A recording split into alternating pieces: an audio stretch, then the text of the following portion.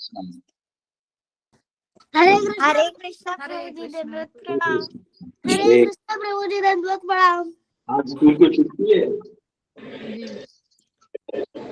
बोलो।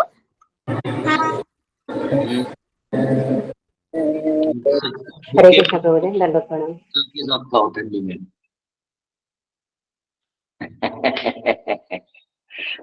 ओके, हरे कृष्णा। आप सब वैष्णव का स्वागत है। हरे कृष्णा प्रभु जी दंडवत प्रणाम। हरे कृष्णा हरे कृष्णा।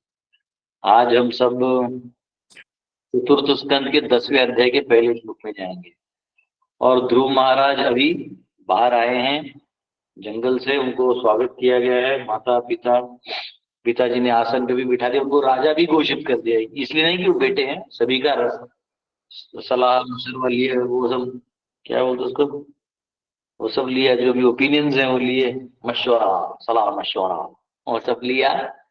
और उनसे ओपिनियंस लेने के बाद कि क्या ये उचित है, इसको मैच्योरिटी है, वो सब लेने के बाद उन्हें राजा का पद दे दिया गया। ठीक है। और उत्तनपाद जो है वो जंगल चले गए। देखिए, जंगल जाना इंपॉर्टेंट नहीं है, एकांत में जाना जरूरी है। क्योंकि इस संसार में देखिए, जीने के लिए मैंने आपको लास्ट में बताया, अन्न वस्त्र निवारण। थोड़ा सा अन्न लगता है, वस्त्र, और थोड़ा कहीं सोने का जगह। सोने का जगह तो चलो ब्रह्मांड में कहीं भी सो जाइएगा। वस्त्र जो है, सुखदेव गोस्वामी को तो यहाँ वहाँ लोग फेंक ही देते, पुराना वाला वही ले सकते हैं। और अन्न जो है, आप अगर अपने ऐसा कर देंगे तो भी लोग थोड़ा डाल देंगे। तो अन्न वस्त्र निवारा एक तरह से भगवान सब दे ही देते हैं। अब क्या बचता है? अब बचता है हमारा स्वभाव। तो स्वभाव बचता है तो वो तो एंगेज करना पड़ेगा। और एक बार आपके स्वभाव के एंगेजमेंट का भी खात्मा हो गया, अब एग्जिस्टेंस नहीं है, तो आपको जाना ही पड़ेगा। फिर आपको आध्यात्म जीवन में प्रवेश करना ही पड़ेगा, ध्यान इत्यादि, क्योंकि मन वैसे ही बचेगा ना। अब राजा बन नहीं सकते, अपने अपने बेटे को बना दिया, तो उधर बैठ के आप उसको रोज एडवाइस क्या दोगे? फिर आपको निकलना पड़ता है। वैसे ही है। अब कोई ब्राह्मण है, वो बहुत ज्ञान है उसको, लास्ट में जब उसको रियलाइज होता है, रियलाइजेशन आ जाता है, तो फिर उसको संन्यास लेना ही पड़ेगा। ठीक है, आइए हम सब प्रार्थना करते हैं, भागवतम में प्रवेश करते हैं। ओम नमो भगवते वासुदेवाय। ओम नमो भगवते वासुदेवाय। ओम नमो भगवते वासुदेवाय। नारायणं नमस्कृत्य नरं चैव नरोत्तमं देवीं सरस्वतीं व्यासं ततो जयमुदीरयेत्।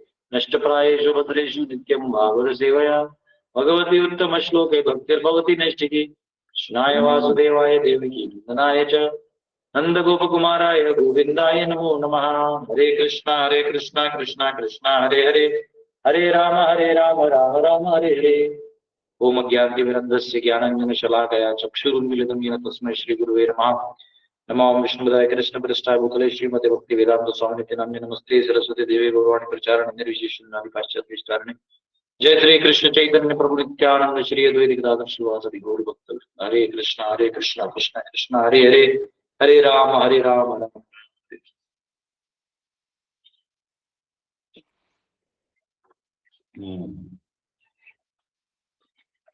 अध्याय 10, ध्रुव महाराज फाइट विथ यक्षस। अब जो है उनका थोड़ा कॉन्फ्रंटेशन होने वाला है, क्योंकि क्षत्रिय हैं और 36,000 साल रूल करने वाले हैं, उनका एडमिनिस्ट्रेशन भी उतना पक्का होगा, है ना। मैत्रेय उवाच प्रजापते द्वितरम् शिशुमारस्य वै ध्रुवः उपये मे भ्रमिं नाम तत्सूतौ कल्पवत्सरो। The great sage Maitreya said, "My dear Vidura, thereafter Dhruv Maharaj married the daughter of Prajapati Shishumar, whose name was Brahmi, and two sons named Kalpa and Vatsara were born of her." Maitreya ऋषि ने कहा, हे विदुर, तत्पश्चात ध्रुव महाराज ने प्रजापति शिशुमार की पुत्री के साथ विवाह कर लिया, जिसका नाम भ्रमी था। उसके कल्प तथा वत्सर नामक 2 पुत्र उत्पन्न हुए।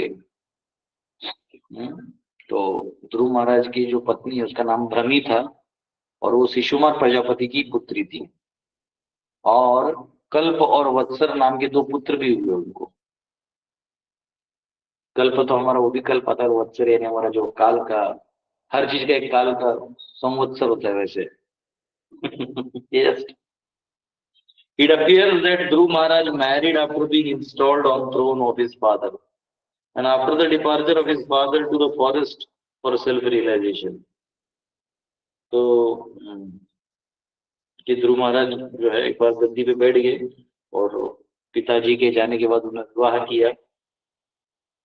इट इज क्योंकि एक्चुअली सम्राट थे ना, तो उस गद्दी पे बैठे थे। धृतराष्ट्र भी थे, जब देखा कि 100 बच्चे नहीं बचे हैं और नकली भीम को दबा के मेरा पोपट भी कर दिया है और विदुर रोज आके ताने मार के जा रहा है, तो लास्ट में वो जंगल की तरफ गए और गांधारी पत्नी के रूप में अपने धर्म को निभाते हुए उनके साथ दिए। तो वैसे ही उत्तानपाद देख लिया कि बेटा गद्दी पे बैठ गया है तो समाज और राजपाट ठीक से चल ही रहा है, तो वो अगला धर्म करने के लिए निकल गए। ठीक है। It is very important to note in this connection that since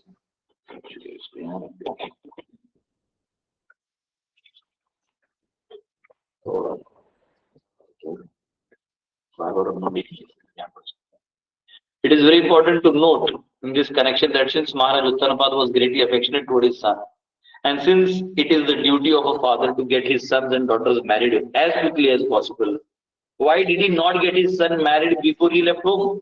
कोई भी ये सोच सकता है कि ध्रुव महाराज के पिताजी हैं उत्तानपाद, वो जंगल जाने से पहले ही या घर छोड़ के सन्यासिनी से निकल जाने से पहले वो ध्रुव का शादी करा देते, जैसे गद्दी पे बिठा दिया राज सिंहासन पे। तो ऐसा क्यों नहीं किया?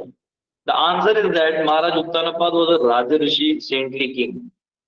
उत्तानपाद राजऋषि थे, वो राजा करते होने के बाद वो ऋषि का रोल प्ले कर लिया।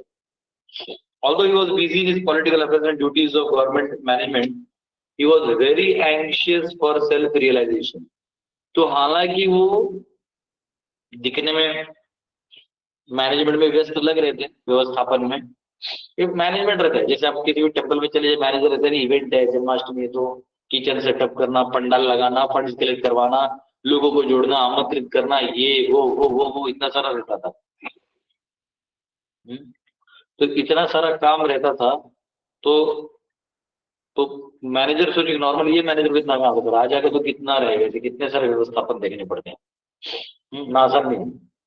अगर आपको देख रहे जैसे अभी मोदी जाते आसाम में, वो बड़ा डांस होता देखो, बागा रंबो जो सब था वो अच्छा था, बहुत अच्छा था।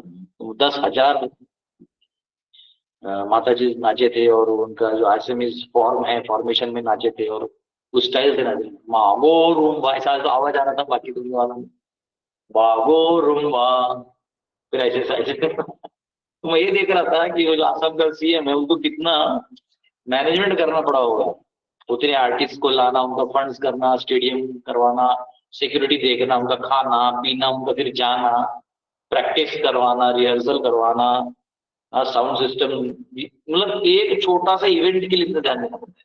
तो एडमिनिस्ट्रेशन खाने का काम नहीं। लेकिन अगर कोई ऐसा राजऋषि हो जो आध्यात्म में बहुत रुचि रखता है और उसका आध्यात्म की तरफ पूरा रुचि है, वो व्यक्ति अगर एडमिनिस्ट्रेशन में हो तो वो तो इंतजार करता है कि कोई आए और ये मुकुट पहने और मैं निकलूं यहां से, है ना।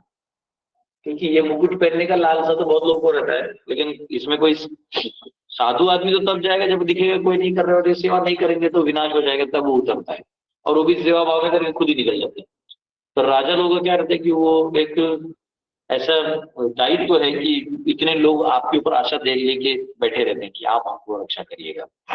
तो कभी भी वो निकलना भी चाहे बेचारा निकल नहीं पाता।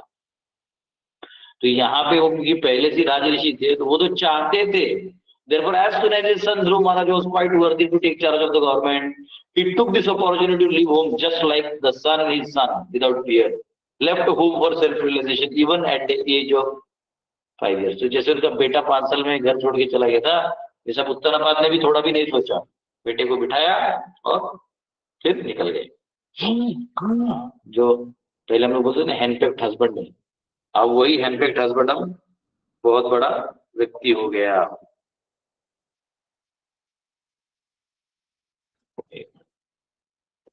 तो बहुत बड़ा व्यक्ति हो गया। These are rare instances from which we can see that the importance of spiritual realization is above all other important work.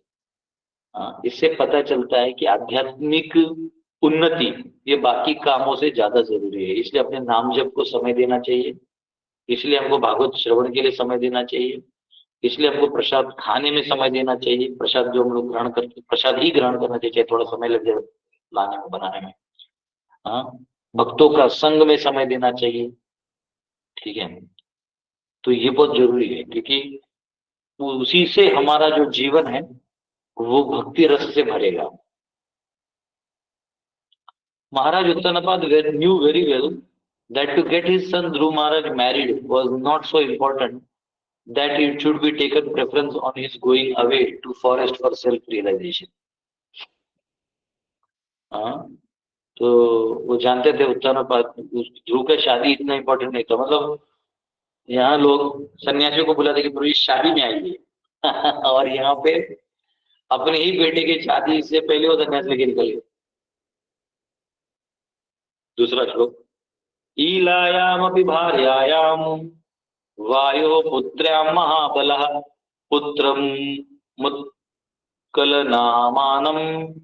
योषिद्रत्र रत्नम् अजीजनत्।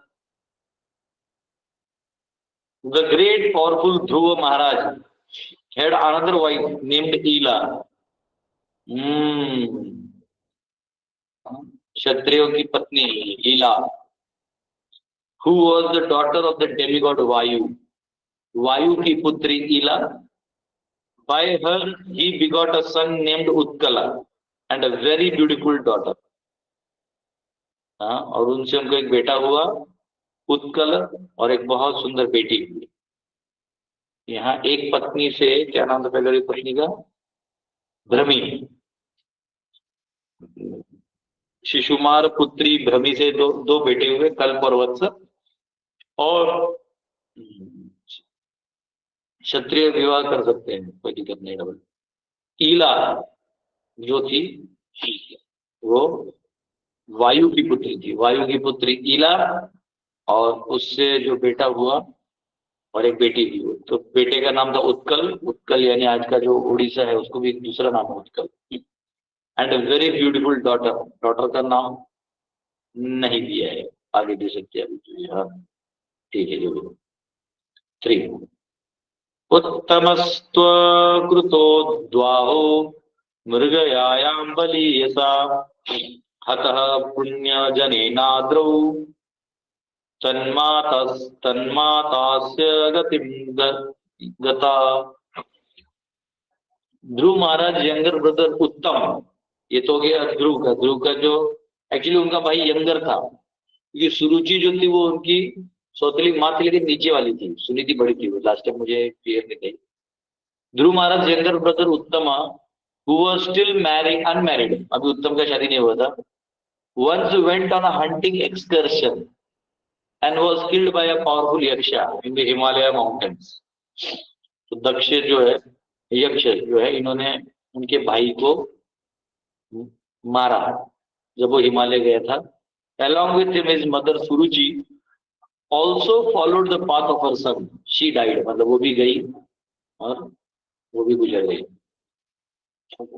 चौथा, ध्रुवो भ्रातृवधं श्रुत्वा कोपामर्श सुचार्पितः जैत्रं स्यन्दनम् आस्थाय गतः पुण्यजनालयम्।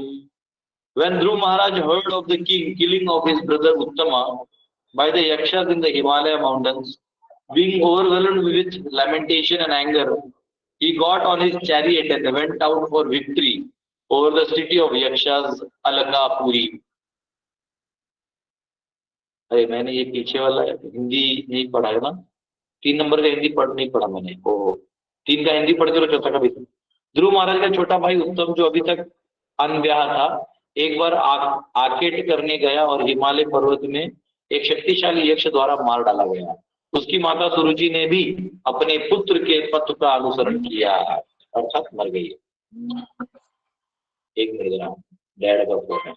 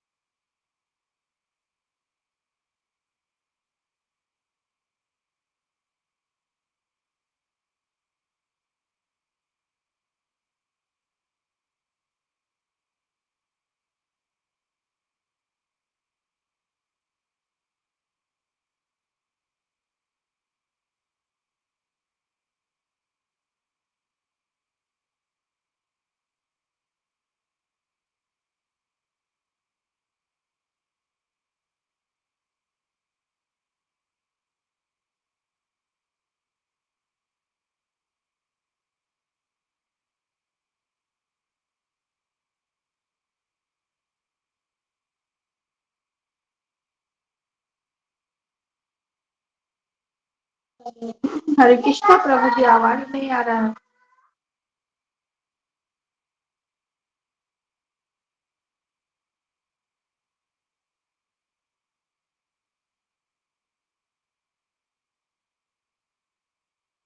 प्रभु जी कहीं बात कर रहे हैं, म्यूट म्यूट किया हुआ है।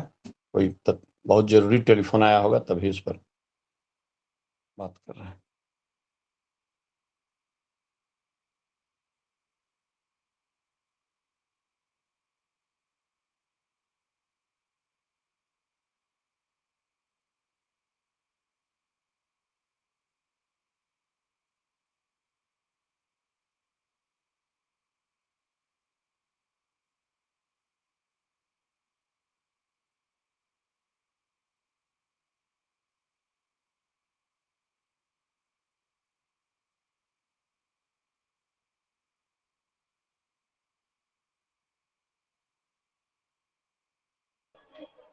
हमारे पिताजी थे, यहीं से 5 मिनट में रहते, मैं 3-4 दिन से हमको पता नहीं था।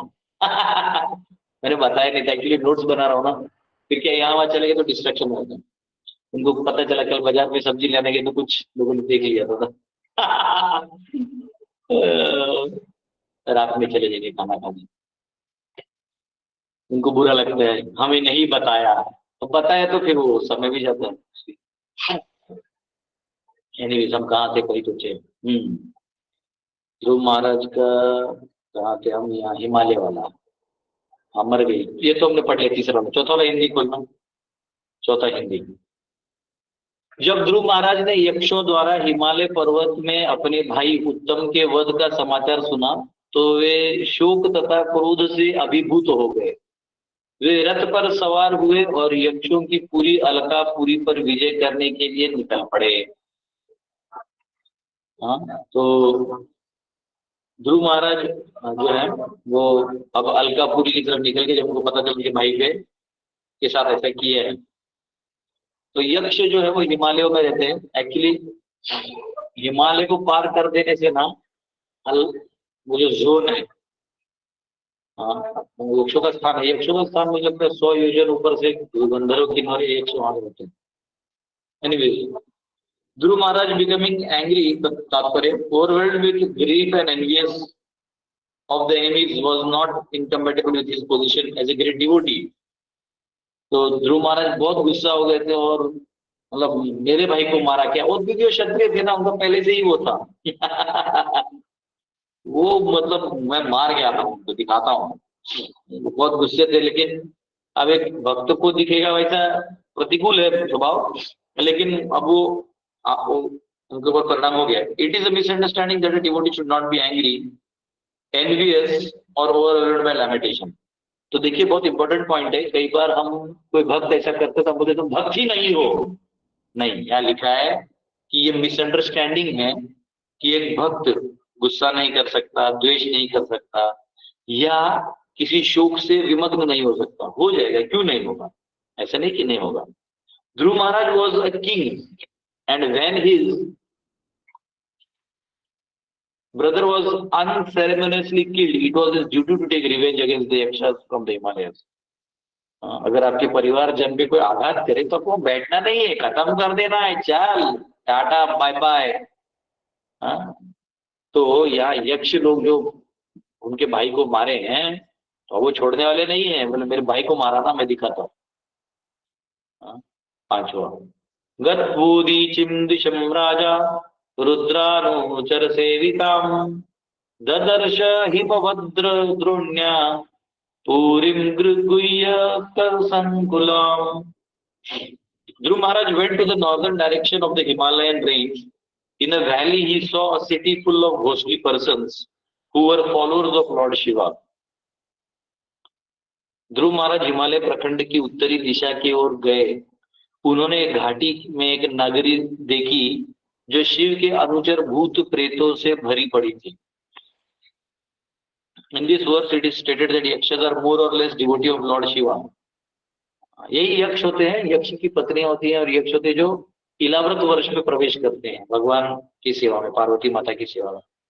By the indication that yakshas may be taken to be Himalayan tribes like Tibetans. तो अभी भी वहां पे वो है ना मानसरोवर, तो वहां का है, या ग्रेटर हिमालय है जो भारतवर्ष के एंड में है, थोड़ा समझना मुश्किल है। By the indication of yakshas they will taken, हाँ तो ये भी हो सकता है।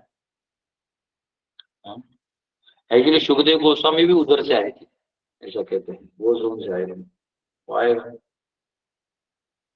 फर्स्ट कैंटो में था शायद। By this indication the yakshas may be taken to be Himalayan tribes like the Tibetans.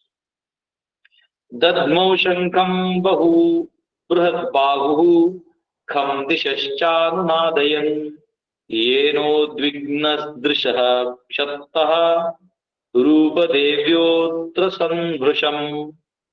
Maitreya continued, my dear Vidura, as soon as Dhruv Maharaj reached Alkapuri, he immediately blew his conch shell and sound reverberated throughout the entire sky and in every direction. The wives of yakshas became very much frightened. From their eyes, it was apparent that they were full of anxiety. Maitreya ने आगे कहा, हे विदुर, जैसे ही ध्रुव महाराज अलकापुरी पहुंचे, उन्होंने तुरंत अपना शंख बजाया, जिसकी ध्वनि संपूर्ण आकाश तथा प्रत्येक दिशा में गूंजने लगी। जब ध्रुव महाराज का शंख बजा तो टेरर हो गया। यक्षों की पत्नियां अत्यंत भयभीत हो उठी, स्वामी स्वामी मारा पीटी होने वाला भी। उनके नेत्रों से प्रकट हो रहा था कि वे चिंता से परिपूर्ण थे, बहुत चिंता में हो गए, क्या करें, एंजाइटी। क्योंकि उनको ये मालूम था कि यक्षों की गलती है, उन्होंने उसके भाई को नहीं मारना चाहिए। अब मारा है तो वो भी कोई साधारण व्यक्ति था नहीं जो यहाँ तक पहुंचा, वो अब ध्रुव का भाई है, ध्रुव खुद आए हैं। सातवां, ततो निष्क्रम्य बलिना उपदेवम महाभटः निनादम अभिपेतुरुदायुधा। O hero Vidura, the greatly powerful hero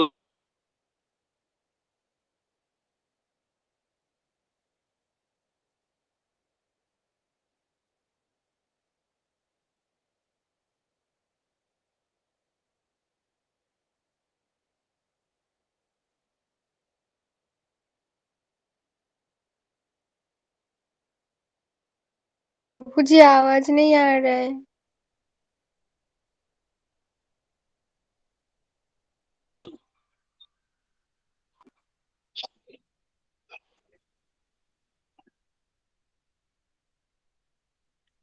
माफ करिए, वापिस पढ़ता हूँ, एक्चुअली उसमें नहीं उठाए तो नेट कट हो जाते हैं।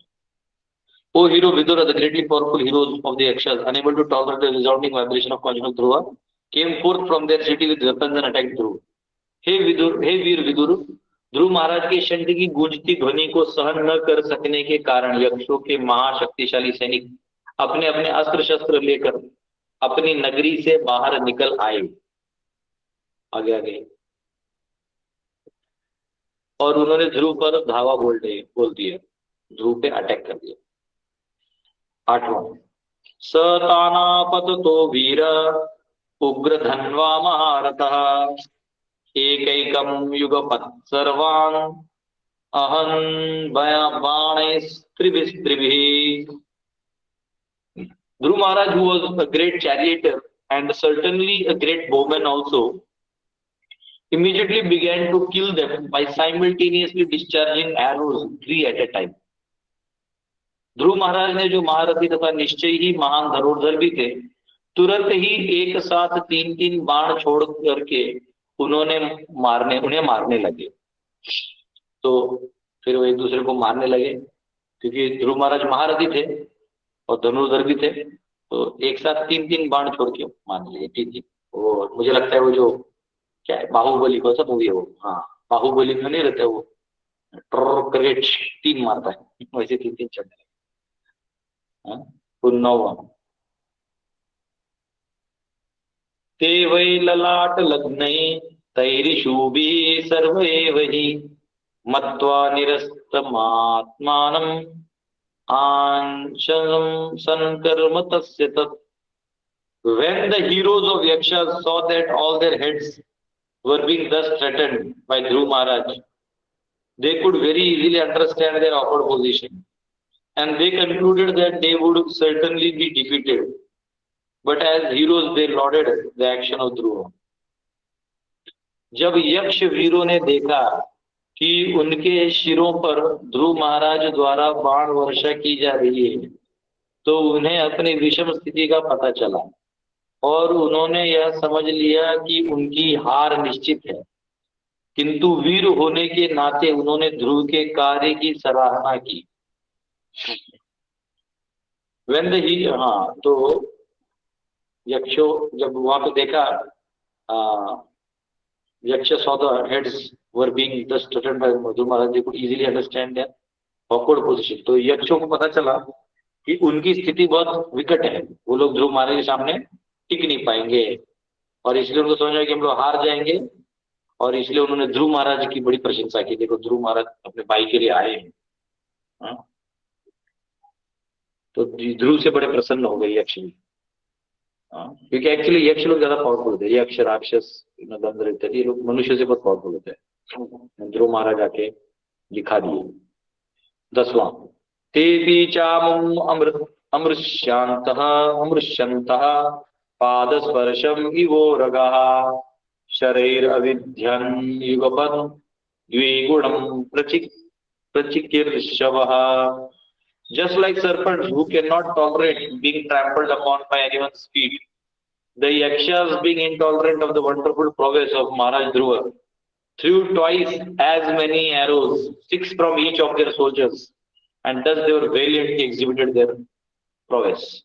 जिस प्रकार सर्प किसी पांव द्वारा कुचले जाने को सहन नहीं कर पाते, उसी प्रकार यक्ष भी ध्रुव महाराज के आश्चर्यजनक पराक्रम को न सह सकने के कारण उन पर एक साथ उनसे दुगुने बाण, अर्थात प्रत्येक सैनिक 6-6 बाण छोड़ने लगे, और इस प्रकार उन्होंने अपनी शूरवीरता की बड़ी बहादुरी से प्रदर्शन किया। इस प्रकार अब 6-6 बाण छोड़ने लगे, 11 बाण। ततः परीघ निष्त्रिमिशै प्राशाशूल परश्वधै शक्तिर्ष्टिभिर्भुषुण्डीभिश्चित्रवाजैषदैरपि अभ्यवर्षन् प्रकुपितः पितः सरथं सहसारिथिम् इच्छन्तः तत्प्रतीकर्तुं युतानां त्रयोदश। The Yaksha soldiers were 130,000 strong, 1,30,000 strong, all greatly angry and all desiring to defeat the wonderful activities of Dhruv Maharaj. With full strength, they showered upon Maharaj Dhruva, along with the chariot and charioteer, various types of feathered arrows, parigahas, iron bludgeons, nishtrimshas, swords, prasashulas, tridents, parashwadhas, lances, shaktis, pikes, rishtis, spears and bhushundi weapons. यक्ष सैनिकों की संख्या 1,30,000 थी।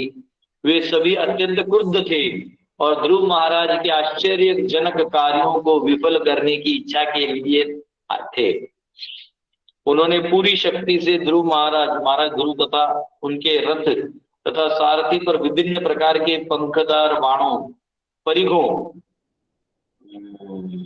चला गया, इनकी translation चला गया, परिघों, निस्त्रिमश, ये सब शूल इत्यादि से उनपे आघात किया।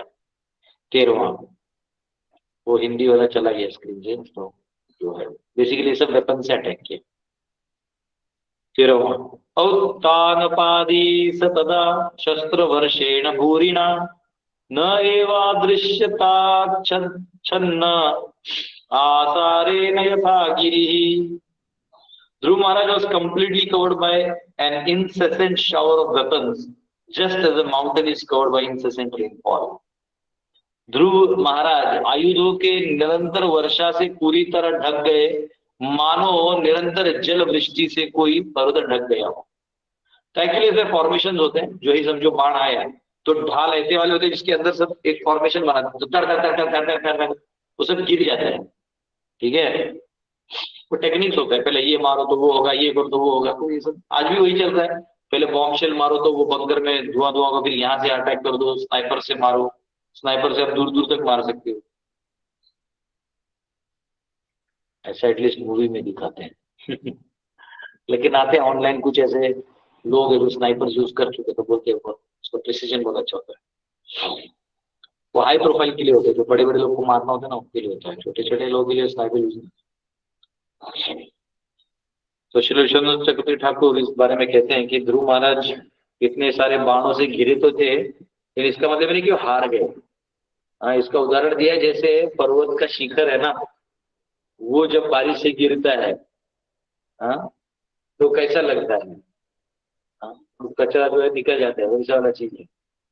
हाँ, ध्रुव महाराज को और जोश आया उससे मारने के लिए। In other words, whatever incompetency he might have had was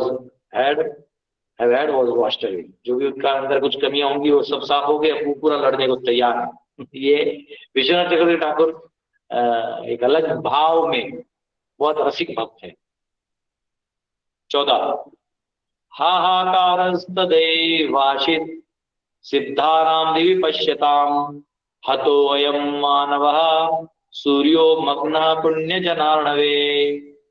All the siddhas from the higher planetary systems were observing the fight from the sky, and when they saw that Dhruv Maharaj had been covered by the incessant arrows of the enemy, they roared tumultuously, "The grandson of Manu, Dhruva, is now lost."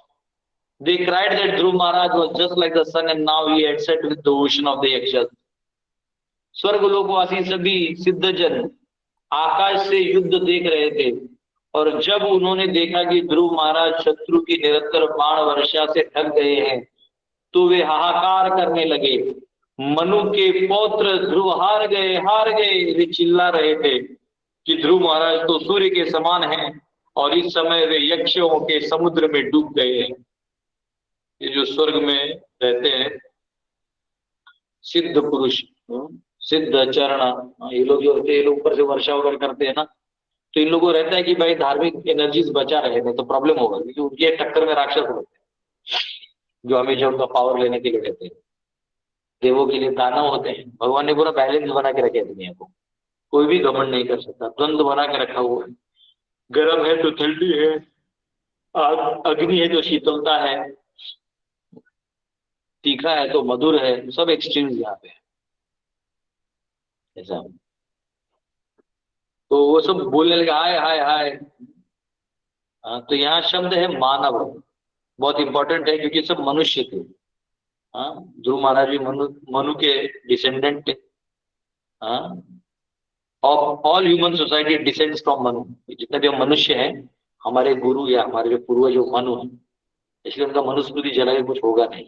ऐसा मूर्खता लोग अपना बस अहंकार में कर सकते हैं, किसी के फंडिंग से कर सकते हैं, है ना। भारत से ब्राह्मण आपको पढ़ाएगा, ब्राह्मण आपका विवाह करवाएगा, ब्राह्मण आपको बाहर पढ़ने के लिए धन भी देगा, और बाहर जाके वो अंग्रेजों साथ पढ़ के ब्राह्मणों को गाली देना सीखे, यहाँ आके ब्राह्मणों का ही से सीखने का चीज जो है मनु समिका, उसी को जला के आप हीरो बनना चाहते हो।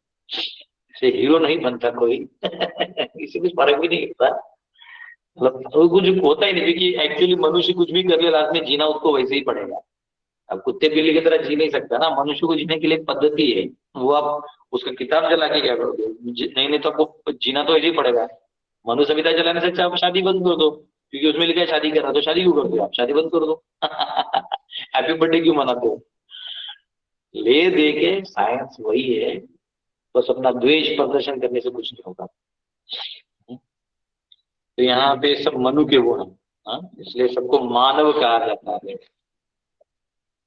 The denizens of planet Siddhalok were where the residents can fly in the sky without airplanes, were anxious over ध्रुव महाराज बोलते हैं। तो जो वहाँ के सिद्धलोक के लोग थे जो उड़ सकते बिना प्लेन के, वो वहाँ पे उनको चिंता थी। तो रूप गोस्वामी कहते हैं that not only is a devotee well protected by Supreme Lord, but all the demigods and even ordinary men are anxious for his security and safety. भक्तों की चिंता है ना, वो भगवान तो करते ही हैं, देवता लोग और साधारण व्यक्ति लोग भी करते हैं इनका कल्याण। The comparison given here that Dhruv Maharaj appeared to merge in ocean of the Yakshas is also significant. When the sun sets on the horizon, it appears that the sun drowns in the ocean. तो जब क्षितिज पे सूर्य जाता है तो ऐसा लगता है कि समुद्र में गिर गया है, लेकिन समुद्र में गिरता नहीं, वो चलते रहता है, हमारे आंखों से ओझल हो जाता है। As the sun rises again in due course of night, at the end of night, Dhruv Maharaj also might have been in difficulty. मतलब ध्रुव महाराज कष्ट में जरूर होंगे, परंतु हारे नहीं थे। ऐसा है। 15 न दत्सूयातु दानेषु जय काशीश्वतो मृधे उदतिष्ठत् द्रस्तस्य निहारादिव भास्करः। The Yakshas, being temporarily victorious, exclaimed that they had conquered Dhruv Maharaj. But in the meantime, Dhruv's chariot suddenly appeared, just as the sun suddenly appears from within foggy mist. क्षणिक विजय जैसी स्थिति देखकर यक्षों ने घोषित कर दिया कि उन्हें ध्रुव महाराज पर विजय प्राप्त कर ली है, किंतु तभी ध्रुव का रथ एकाएक प्रकट हुआ, जैसे कोहरे को भेद कर सूर्य सहसा प्रकट हो जाता है। जैसे कुहासा होता है ना, कुहासा, फॉग में से सूर्य जूम करके एक साथ बाहर। कभी कभी हमारा फ्लाइट जाता है, फ्लाइट बादलों के बीच से जाता है, तो वो एकदम ऐसे बीच से बूम करके बाहर आता है, अंधेरा अंधेरा होता है। तो सोचो दो बादल टकराते हैं तो वो जो बिजली वो कड़कती है, सोचो उसके बीच से कभी प्लेन चला गया उसी टाइम में, तो क्या होगा, पता नहीं क्या होगा, उसका भी कुछ सिस्टम होगा, या खुद वो कैरियर बन जाएगा, कितना वोल्टेज। तो ये उदाहरण यहाँ दिया है, तो इसलिए लगेगा वैसे कि ध्रुव महाराज हार गए, लेकिन वो फिर बाहर आए जोश में। 16वां धनुर्विस्फुर जयन दिव्यम द्विषतां खेदम उद्वहन अस्त्रोघम व्यदमद्भाबाणैर घनानिकम इवानिलः। Dhruv Maharaj's bow and arrows twanged and hissed, tongues, ऐसा causing lamentation in the heart of his enemies. He began to shoot incessant arrows, shattering all their different weapons, just as the blasting wind scatters the assembled clouds in the sky. तो जो मारने लगे ना, टा टा टा टा टा टा, बाण सारे जिनके उनके औजार उड़ने लगे एकदम। आप इमेजिन कर सकते हैं AI। अभी तक हमने 7 वीडियोस बनाए, अभी 8वां एक बना रहे हैं, है ना। तो ऐसे 8 वीडियोस बनाने के लिए 25,000 लगता है, वो सॉफ्टवेयर ही उतना महंगा आता है। तो आप में से स्पॉन्सर करना भी कर सकते हैं। एक प्रोडक्शन मैंने 1 महीने के लिए लिया था, अब 8 वीडियो बना के देखते क्या होता है। आप लोग देना चाहते हैं तो हम लोग कुछ बनाएंगे आगे भी कॉस्मोलॉजी पे। हरे कृष्णा। तो यस, जस्ट तो यहाँ पे ये दिया है 17। तस्य ते चाप निर्मुक्ता भित्वा वर्मणि वर्माणि रक्षसाम कायान विवेशुस्तिग्मा गिरीन शनयो यथा। The sharp arrows released from the bow of Dhruv Maharaj pierced the shields and bodies of the enemy, like the thunderbolts released by the King of Heaven, which dismantled the bodies of the mountains. ध्रुव महाराज के धनुष से छूटे हुए प्रखर बाण शत्रुओं के कवच तथा शरीर में घुसने लगे, मानो स्वर्ग के राजा द्वारा छोड़ा गया वज्र हो, जो पर्वतों के शरीर को छिन्न भिन्न कर देता है। यही होता है गेम, है ना। कल इंडिया अंडर 19 वर्ल्ड कप जीता, ये 6ठी बार जीता है वो। तो पहले इंडिया का बैटिंग स्लो था, ऐसा लगा हाथ देगा, फिर वो नया लड़का है, वो वही छा गया। 80 बॉल में 175 रिकॉर्ड है, कोई इतना नहीं मार सकता आज तक। मार के वो बहुत बड़ा टोटल कर दिया। फिर उसके टीम मेंबर्स भी मारने लगे, तो ऐसा लगा कि टफ है, फिर विकेट गिरने लगे, वो जीत गए 100 रन से। तो ये युद्ध और ऐसे ही होता है, जैसे कि गेम की तरह है। कभी ऐसे नहीं कि आप हमेशा जीतोगे, कभी हारोगे, कभी जीतोगे। 18-19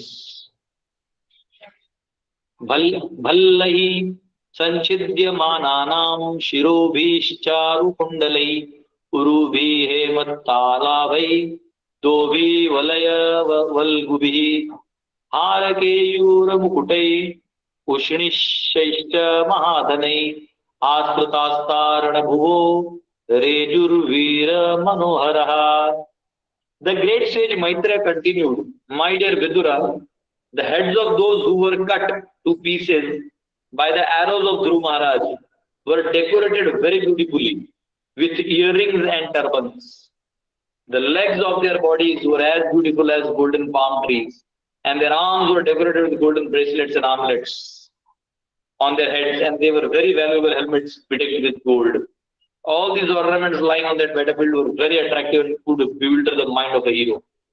महर्षि मैत्रेय ने आगे कहा, हे विदुर, ध्रुव महाराज के बाणों से जो सिर छिन्न भिन्न हुए थे, वे सुंदर कुंडलों तथा पगों से अच्छी तरह से अलंकृत थे। उन शरीरों के पांव सुनहरे ताड़ के वृक्षों के समान सुंदर थे। उनकी भुजाएं सुनहरी कंकणों तथा बाजूबंदों से सुसज्जित थी, और उनके सिर पर बहुमूल्य सुनहरे मुकुट थे। युद्ध भूमि में बिखरे हुए आभूषण अत्यंत आकर्षक लग रहे थे और किसी भी वीर के मन को मोह सकते थे। इतना मुंडी में भेड़ इतना ये सब सोना इतना सब था, वो सब यहाँ वहां बिखर रहा था। It appears that in those days soldiers used to go to battlefield highly decorated with golden ornaments and with helmets and turbans. When they were dead, the booty was taken away by enemy party. मतलब जो आपने पहना हुआ है ना, वो फिर आपका ऑपोजिट पार्टी उठा के ले जाएगा। युद्ध करो, सोना लेके जाओ, क्योंकि एक्चुअली जब तक आपके पास सोना है ना, तब तक सारा इकोनॉमिक सिस्टम आपके हाथ में है। और यही सोना जो है वो लूट रखा है जो नाटी लोगों ने, कंट्रोल करते इकोनॉमी को। वो भी खत्म हो जाएगा, क्योंकि धन किसके हाथ में रखते जाता है। They are falling dead in battle with their many golden ornamental dresses was certainly a lucrative opportunity for the heroes on the battlefield. ये उन लोगों के लिए शोभा होता था। 20वां हता स्विष्टा इतरे रणाजिरान् रक्षो गणः क्षत्रिय वर्य सायकै प्रायो विप्रणव वयवा विद्रुद्रुवुः मृगेंद्र वीकी क्रीडन तुयूथ पाइव। ये डायरेक्टली हिंदी पढ़ सकते हैं, क्योंकि इसमें वर्णन है सिर्फ, कोई मतलब कि मुझे प्रॉब्लम क्या है कि फिलोसफी की जाता है ना, वो इधर हिंदी से समझ में आती है, इसलिए मैं इंग्लिश पढ़ रहा हूँ। इसमें नीचे लो, क्योंकि वॉर का वर्णन है, तो इसमें इसी समझ में। जो यक्ष किसी प्रकार जीवित बच गए, उनके अंग प्रत्यंग परमवीर ध्रुव महाराज के बाणों से कटकर खंड खंड हो गए। वे युद्ध भूमि छोड़कर उसी तरह भागने लगे जैसे कि सिंह द्वारा पराजित होने पर हाथी भागते हैं। जब सिंह से हाथी को लगता है कि मैं जीत जाऊंगा, देखता है सिंह बहुत अटैकिंग है तो भाग जाता है, उसी प्रकार ये यक्ष जो है भागने लगे। 21 अपश्यमान सतदाताइनम महामृदे कंचन मानवोत्तमः पूरीं दिदृक्षन्नपि नाविशद्विषां नमायिनां वेद चिकीर्षितं जनः। मानवों में श्रेष्ठ ध्रुव महाराज ने देखा कि उस विशाल युद्ध भूमि में एक भी सशस्त्र शत्रु सैनिक शेष नहीं रहा।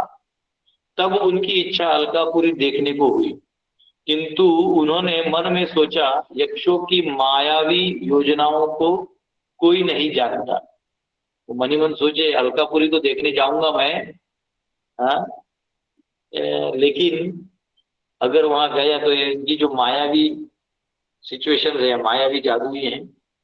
मायावी में क्या होता है कि आप दिखता कुछ और होता कुछ और, तो उसमें जाल में फंसने का चांस होता है। तो वो बोले कि इनका कोई भरोसा नहीं।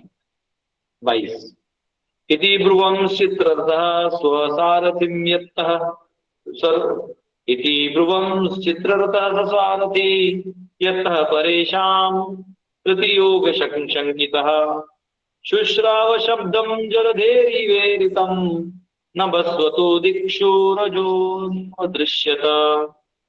In the meantime, when Dhruv Maharaj, doubtful of his mystic enemies, was talking with his charioteer, they heard a tremendous sound as if the whole ocean were there, and they found that from the sky a great dust storm was coming over them from all directions. जब ध्रुव महाराज ने अपने मायावी शत्रुओं से सशंकित होकर अपने सारथी के से बातें कर रहे थे, तो उन्हें प्रचंड ध्वनि सुनाई पड़ी। उनका आवाज आया मानो संपूर्ण समुद्र उमड़ आया हो जोर से। उन्होंने देखा कि आकाश से उन पर चारों ओर से धूल भरी आंधी आ रही है। जब देखा तो पूरा आंधी, धूल आंधी आ रहा है। हाँ, 23 क्षणेनाच्छादितं व्योम घनानीकेन सर्वथा विस्फुरत्य तडिता दिक्षुः त्रासयत् स्नयिनुना। Within a moment, the whole sky was overcast with dense clouds, and severe thundering was heard.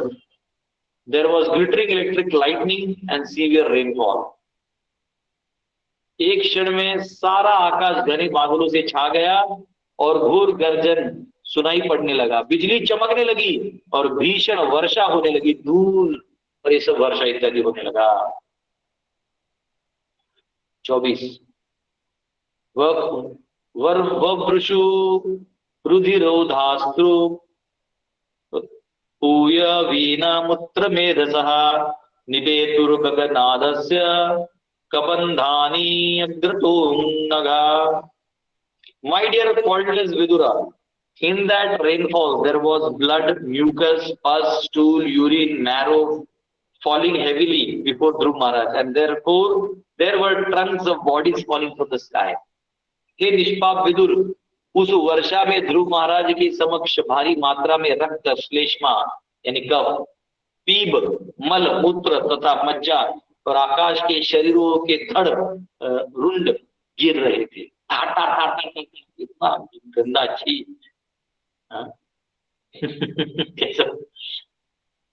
25 ततः के दृश्यत गिरि नीपेतु सर्वतो दिशम गदा परिघनी स्त्रिंशुषम कुशलः साश्म वर्षिणः। नेक्स्ट फिर आकाश में एक विशाल पर्वत दिखाई पड़ा और चारों ओर से बर्छे, तदा, गदा, तलवारें, परिघ तथा पत्थरों के विशाल खंडों की वर्षा से के साथ उपल वृष्टि होने लगी। इतना जोर से वो वृष्टि होने लगी। 26 अहयो असनी श्वासः वमन्तो अग्नि ऋषाक्षिभिः अभ्यधावन् गजा मत्ता सिंह व्याघ्राश्च युद्धश। ध्रुव महाराज ने देखा कि रोषपूर्ण आंखों वाले बहुत से सर्प अग्नि उगलते हुए उनको निगलने के लिए आगे लपक रहे थे। साथ ही मत्त हाथियों, सिंहों तथा बाघों के समूह भी चले आ रहे थे। अब ये भी आगे, प्राणी लोग भी आगे, बड़े बड़े वो भी आने लगे। 27 समुद्र उर्मी भीमा प्लावयन् सर्वतो भुवम् आससाद महालाद कल्पांतैव भीषणः। फिर समस्त जगत के लिए प्रलय काल के समान भयानक समुद्र अपनी उत्ताल तरंगों तथा भीषण गर्जनों के साथ उनके समक्ष आ पहुंचा। फिर भयानक समुद्र आने लगा जोर जोर से। एवं विधान्य एकानि त्रासानि अमनस्विनां सुसृजति तिग्नम अगतय आसूर्या माययासुरः। असुर यक्ष स्वभाव से अत्यंत क्रूर होते हैं और अपनी आसुरी माया से वे अल्प ज्ञानियों को डराने वाले अनेक कौतुक कर सकते हैं। हाँ, तो डराने के लिए वो कुछ भी कर सकते हैं, अलग अलग आवाज कर सकते हैं, आवाज रोरिंग कर सकते हैं, ऐसा आवाज डराने के लिए एकदम अलग अलग प्रकार के स्थितियां बना सकते हैं। 29 ध्रुवे प्रयुक्तां सुरै आसुरै तम मायाम अतिदुष्टराम निशम्य तस्य मुनयः आशंशान समागतः। When the great sage heard that Dhruva Maharaj was overpowered by illusory mystic tricks of the demons, they immediately assembled to him, offer him auspicious encouragement. जब मुनियों ने सुना कि ध्रुव महाराज आसुरों के मायावी कर्तव्यों से पराजित हो गए हैं, तो वे उनकी मंगल कामना के लिए तुरंत वहां एकत्र हो गए और उनकी मंगल कामना करने लगे। 30 मुनयः ऊचुः, वो मुनि कहने लगे, उत्तानपाद भगवान स्तव शार्द धन्वा देव क्षीणोत्वन तार्तिहरो विपक्षान् यन्नामधेयम् अविधाय निशम्य चाद्धा लोकोञ्जसा तरति दुस्तर मंग मृत्युम। सभी मुनियों ने कहा, हे उत्तानपाद के पुत्र ध्रुव, अपने भक्तों के क्लेशों को हरने वाले शांत धन्वा भगवान आपके भयानक शत्रुओं का संहार करें। भगवान का पवित्र नाम भगवान से के ही समान शक्तिमान है, अतः भगवान के पवित्र नाम के कीर्तन व श्रवण मात्र से अनेक लोग भयानक मृत्यु से रक्षा पा सकते हैं। इस प्रकार भक्त बच सकता है। तो इस प्रकार हरे कृष्णा कृष्णा कृष्णा हरे हरे, हरे राम राम राम हरे हरे, इसका जब करिए तो आपको सबसे बड़ा चीज है, तो बहुत सागर पार हो जाएगा। मुनि कह रहे हैं उनको। तो देखिए ये अध्याय खत्म हो गया। आज हमने 30 श्लोक ले लिया। मुझे नहीं मालूम था ये अध्याय ही खत्म हो गया। अब अगला अध्याय लेंगे, कल लेंगे 11वां अध्याय। अब 11वें अध्याय में स्वयंभू मनु उनको युद्ध रोकने के लिए कहेंगे, है ना, क्योंकि ज्यादा गुस्सा भी पाल के रखना अच्छा नहीं है और इसको बढ़ाना भी अच्छा नहीं है। बहुत अच्छा है। इस वाले इसमें कोई परपोर्ट्स नहीं, डिस्क्रिप्शन ज्यादा था। ठीक है, हरे कृष्णा। देखिए भक्त होने के बाद ये नहीं कि आपको भगवान का दर्शन हो गया, आप राजा हो गए, रोज गुलाब सूंघिए और बैठे रहेगा, नहीं हो। ये जो हमारा क्या बोलते हैं इसको, बिना पुरुषार्थ का जो भक्ति कर रहे हैं हम लोग, फ्री फुकट का प्रसाद खा लो। आजकल क्या होगा कि प्रसाद खिला दो, लोग आ जाते हैं, चंदन टीका लगा लेते हैं, आपको लगता है फॉलोअर्स फॉलोअर्स वैसे नहीं होते। जो एक्चुअली अपने जीवन में अपने पुरुषार्थ में वो चीज उतारते हैं, वो असली भक्त होते हैं। यस, कोई क्वेश्चन है तो पूछ सकते हैं।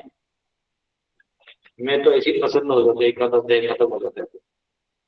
मैं सोच रहा हूँ अभी 10th कैंटो का 9 चैप्टर और बचा है और 15 चैप्टर भागवतम में 5th कैंटो के बचेंगे। उसके बाद कॉस्मोलॉजी आएगा। उससे पहले मैं बड़े बड़े क्रिएशन के वीडियोस बनाना चाहता हूँ, क्रिएशन के और कॉस्मोलॉजी के। तो देखिए 8 वीडियो बनाने में ही 25,000 लगा है और बहुत अच्छा है। मैं आपको दिखाऊंगा, अभी इस डब्बे में डाला नहीं और तो उसको एडिटिंग बचाए, एडिट हो जाएगा, बहुत अच्छा बनाते हैं।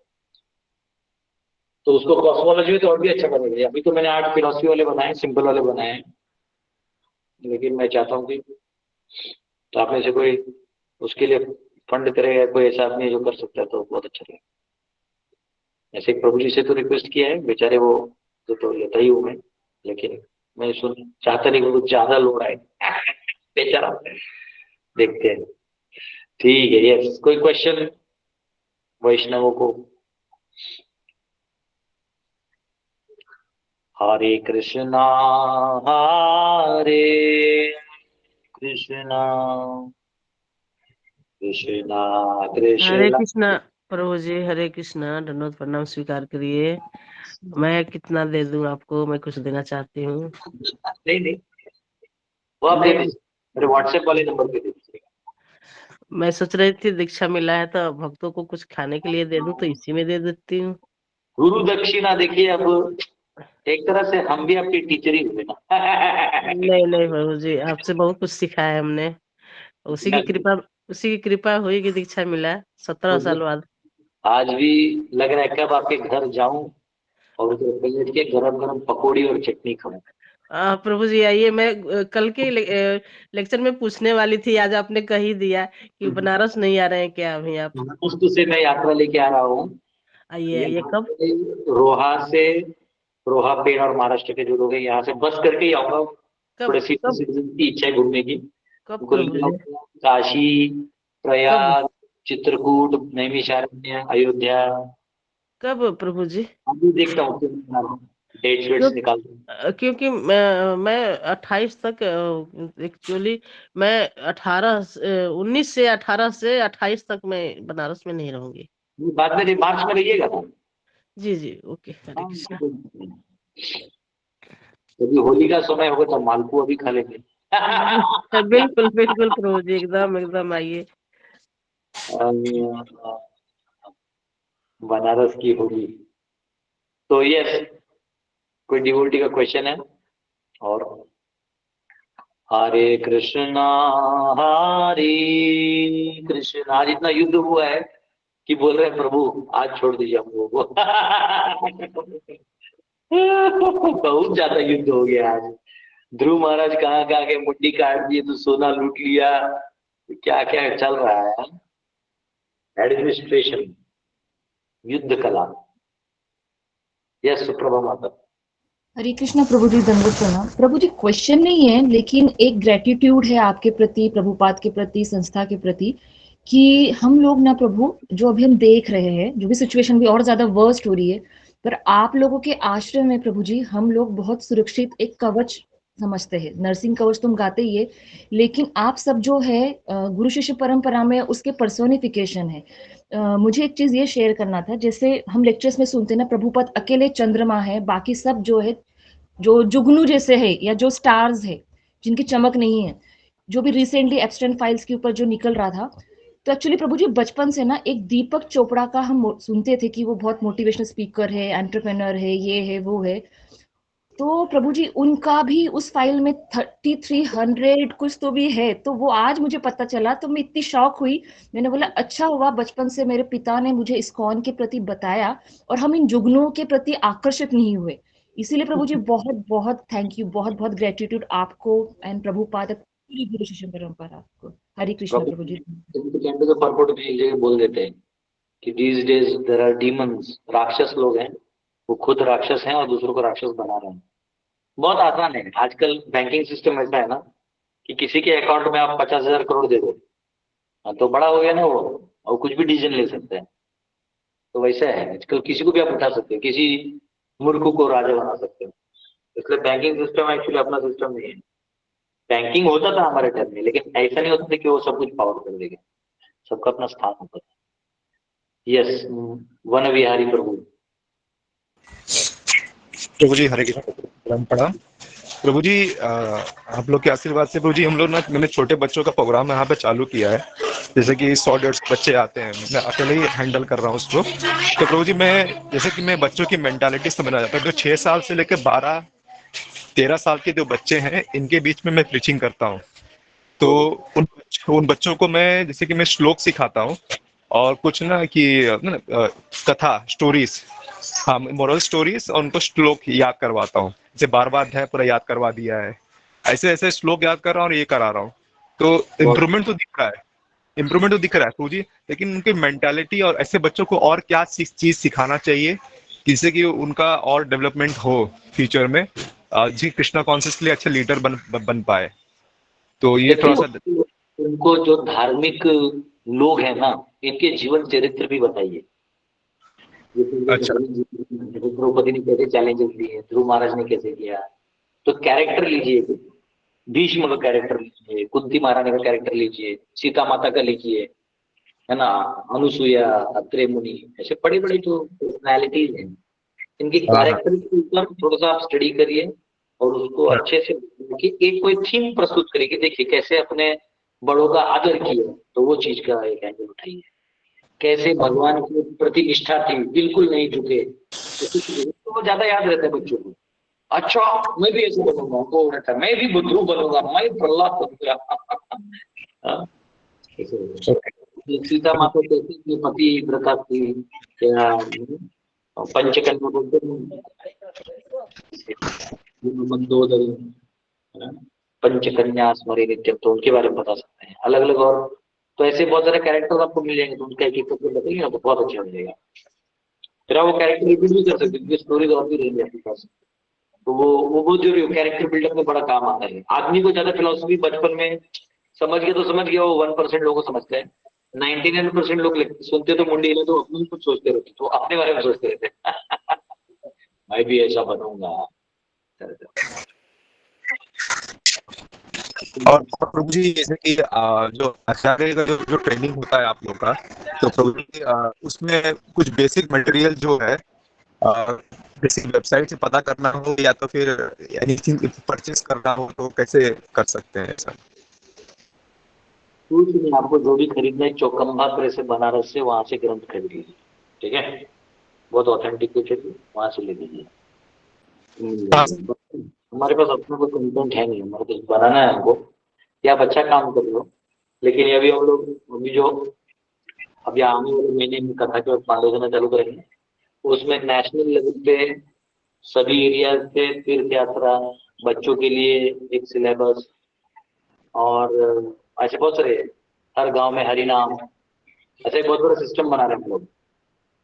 और उसमें क्षत्रिय पाठ भी होगा, वैश्य पाठ भी होगा, सब कुछ बना पड़ेगा। अभी क्या है ना, हर जगह फोकस करना बड़ा मुश्किल हो रहा था, मैंने अपने आपको रिस्ट्रेंट कंस्ट्रेंट पर रखा हुआ है, लेकिन उसके बाद वो खोल देती तो तभी कुछ दे पाएंगे। अभी हम लोग वैसे कोई कंटेंट है नहीं, मतलब हाथ में नहीं है, तो आप पढ़ के ही दे दीजिए तो अच्छा। धन्यवाद। हरे मनोज जी,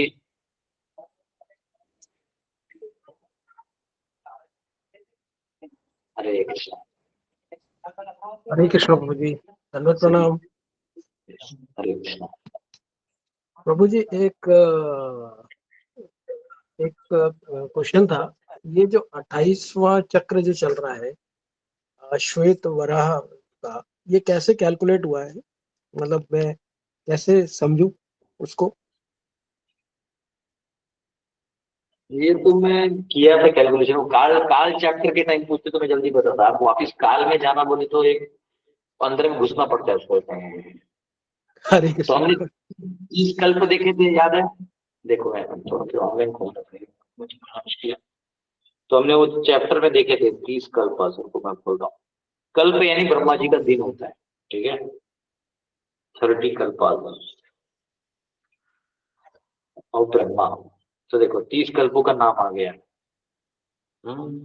तो पहला है श्वेत वराह कल्प, ठीक है, यानी 30 दिन होते, ब्रह्मा जी के महीने के 30 दिन होते, हमारे 30 दिन होते हैं ना, वैसे उनके भी 30 दिन होते हैं।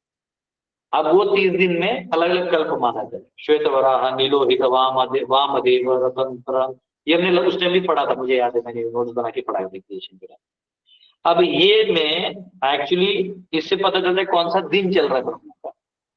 तो अब ब्रह्मा का ये हर महीने में ये 30 दिन इस नाम से रिपीट होते रहेगा, समझा आप? मतलब ये जैसे ब्रह्मा जी का फिर डे 1 आएगा, तो हम कैसे बोलते हैं 1 तारीख, 2 तारीख, 3 तारीख, 4 तारीख, वैसे बोलते श्वेत कल्प, नीलोहित कल्प, वामदेव कल्प। अब उस कल्प यानी ब्रह्मा जी का 1000, हमारा जो 1000 दिव्य युग है, वो ब्रह्मा जी के 12 घंटे होते हैं, और वो एक पूरा कल्प होता है। तो अभी ब्रह्मा जी का आयु क्या है? 50 वर्ष पूरे हो गए, खत्म। 51वां चलने को एंटर मारे हैं, पदार्पण किए हैं। उसमें ये पहला महीना है, उसमें ये पहला दिन है। द्वितीय परार्ध है, हम दूसरे परार्ध में हैं, 50 कंप्लीटेड, और उसमें ये पहला महीना है श्वेत वराह कल्पे। अब श्वेत वराह कल्प में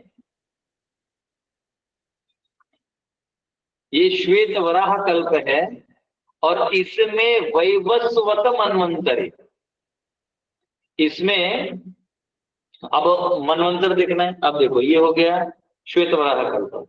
तो श्वेत वराह कल्प मतलब 30 दिन है। 30 दिन में से पहला दिन में 1000 दिव्य युग होते हैं, बराबर। तो एक मनु को 71 दिव्य युग मिलता है रूल करने को। ऐसे 14 मनु आके जाते हैं एक दिन में, मतलब अब श्वेत कल्प में 14 मनु आएंगे। तो अब जो मनु हमारे कौन है? वैवस्वत मनवंतरे, 14 मनुस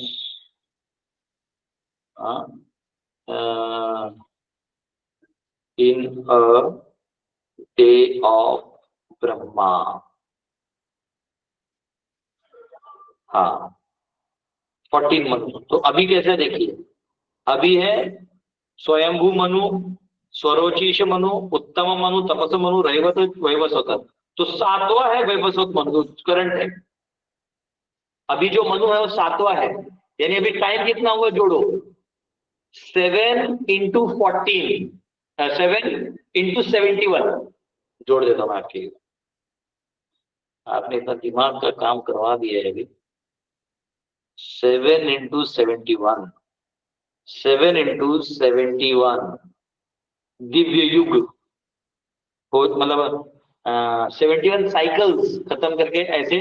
अभी हम 7वें में है, तो 71 into 7 नहीं होगा, 6 होगा, यानी कितना 6 मनु पार हो गए, यानी इंटू 71 दिव्य युग, मतलब 1000 into 43,20,1,2,3,000 years is equal to अभी कितना साल पार हो गया देखो।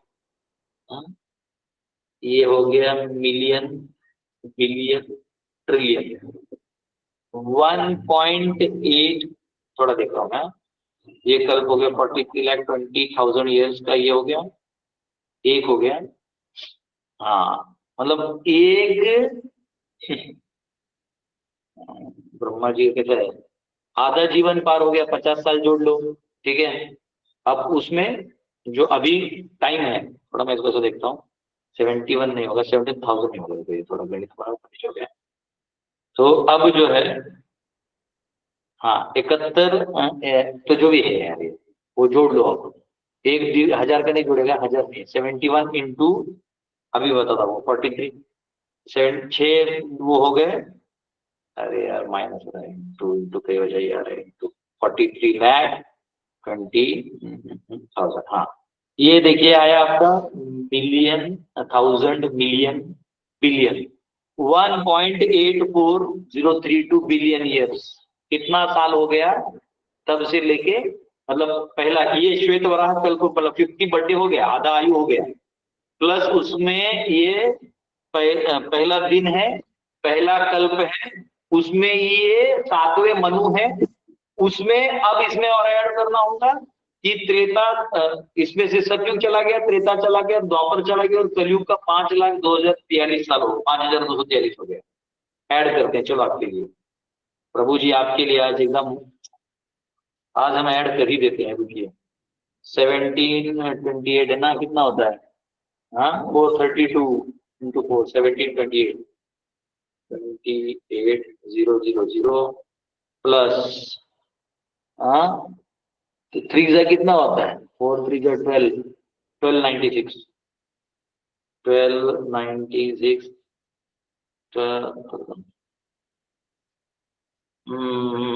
1000। उसके बाद plus 8,46, 432 64, 864,000।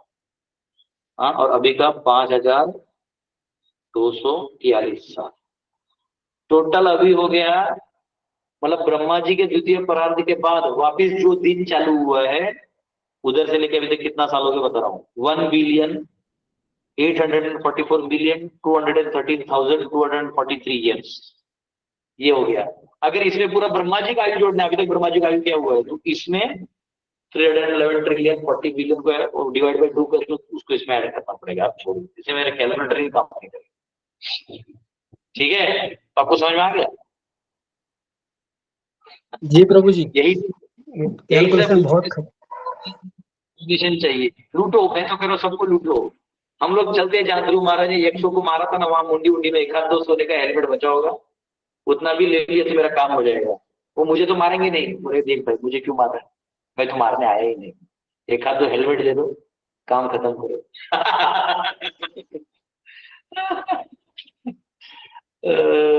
Govinda, okay, thank you आप सब वैष्णवों का बहुत बहुत धन्यवाद। हरे कृष्ण प्रभु जी, दंडवत प्रणाम। हरे कृष्णा प्रभु जी, हरे कृष्णा। हरे कृष्ण प्रभु जी, धन्यवाद। हरे कृष्ण प्रभु जी, दंडवत प्रणाम। हरे कृष्ण। कृष्ण प्रभु जी, दंडवत प्रणाम। हरे कृष्णा गुरु जी, दंडवत प्रणाम। प्रभु जी। हरे हरे कृष्णा कृष्ण प्रभु प्रभु जी, जी, दंडवत कोटि प्रणाम। कोटि प्रणाम। हरि बोल प्रभु जी, हरि बोल। हरे कृष्ण प्रभु